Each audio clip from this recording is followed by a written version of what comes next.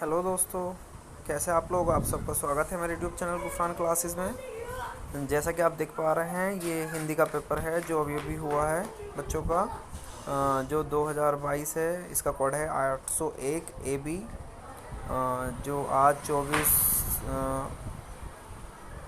24 मार्च को पहला पेपर था।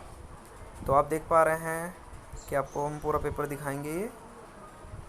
तो देखते हैं। जैसे पहला क्वेश्चन है, आपको इसमें से कोई एक करेक्ट छांटना है और 4 MCQ दे रखे हैं। तो देखिए, प्रेमचंद एक महाकवि के रूप में प्रसिद्ध हैं, तो ये आपका रॉन्ग होगा, क्योंकि ये कवि तो हैं लेकिन महाकवि के रूप में ज़्यादा फेमस नहीं हुए हैं। दूसरा है, गुनाहों का देवता उपन्यास के लेखक डॉक्टर धर्मवीर भारती हैं। ये बिल्कुल करेक्ट होगा, क्योंकि जो गुनाहों का देवता है वो एक उपन्यास है और इसके जो लेखक हैं वो धर्मवीर भारती हैं। तो देखिए, वो तीसरा, इसमें दूसरा ऑप्शन बिल्कुल करेक्ट है। तीसरा ऑप्शन गलत है, क्योंकि ममता के लेखक रामधारी सिंह दिनकर नहीं है। और मित्रता आचार्य रामचंद्र शुक्ल का तो है, लेकिन ये कहानी संग्रह नहीं है। तो आप देख रहे हो सेकंड वाला ऑप्शन इसमें करेक्ट है। इसका फर्स्ट का खे पार्ट है, निम्नलिखित में से किसी एक के लेखक का नाम बताना है। सेवा सदन, जैसे सेवा सदन है वो प्रेमचंद जी का है, और चंद्रगुप्त है वो जयशंकर प्रसाद का है। फिर बर्फ़ की गुड़िया ये जयप्रकाश भारती का है, और अतीत के चलचित्र महादेवी वर्मा का है। आप देख लेना, आप जौन सा भी लिख के आए हो आप एक बार चेकआउट ज़रूर कर लेना। ये कलम का सिपाही में किस साहित्यकार का जीवन परिचय है। जो कलम का सिपाही है वो एक अमृत राय की रचना है। इन्होंने इसमें अपना जीवनी लिखी है। तो ये कलम का सिपाही अमृत राय की रचना है। किसी एक एकांकी लेखक का नाम बताइए। तो कोई एक एकांकी लेखक में आप लिख सकते हैं डॉक्टर रामकुमार वर्मा। आवारा मसीहा के रचनाकार कौन है। आवारा मसीहा के रचनाकार विष्णु प्रभाकर हैं। सेकंड क्वेश्चन है, उसमें आपको फर्स्ट जो दे रखा है कि छायावाद की 2 प्रमुख विशेषताएं लिखिए। आपने लिख दी होंगी, बहुत सारी विशेषताएं हैं। रीतिकाल की विशेषताएं लिखनी थी। और ये क्वेश्चन है जो गे वाला है, किसी एक प्रगतिवादी कवि का नाम लिखिए। तो प्रगतिवादी कवि में सुमित्रा नंदन पंत आती हैं, रामधारी सिंह दिनकर भी आते हैं। ठीक है, तो आप किसी भी एक का नाम लिख सकते हैं। फिर ये गद्यांश था, आपने गद्यांश आराम से कर दिया होगा। 6 नंबर का गद्यांश था, बहुत आसान है। सबसे पहले इसका प्रसंग बताना था, है ना। फिर इसमें रेखांकित अंश की आपको व्याख्या करनी थी।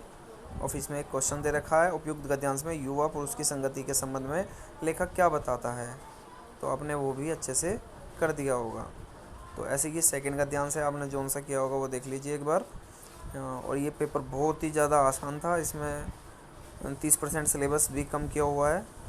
और फिर आपको देखते हैं, 5वां क्वेश्चन आता है। इसमें आपको लेखक का एक जीवन परिचय देना है और एक रचना का नाम लिखना है। तो डॉक्टर राजेंद्र प्रसाद हैं, आचार्य रामचंद्र शुक्ल है और जयशंकर प्रसाद हैं। तीनों ही बहुत ईजी जीवन परिचय था इनका, और इनकी रचनाएं भी आप लिख सकते थे। आप करके भी आए होंगे, ऐसी मैं आशा करता हूँ। और आपने ये फिर एक कवि का जीवन परिचय लिखना था, उनकी एक रचना का नाम लिखना था, आपने कर दिया होगा।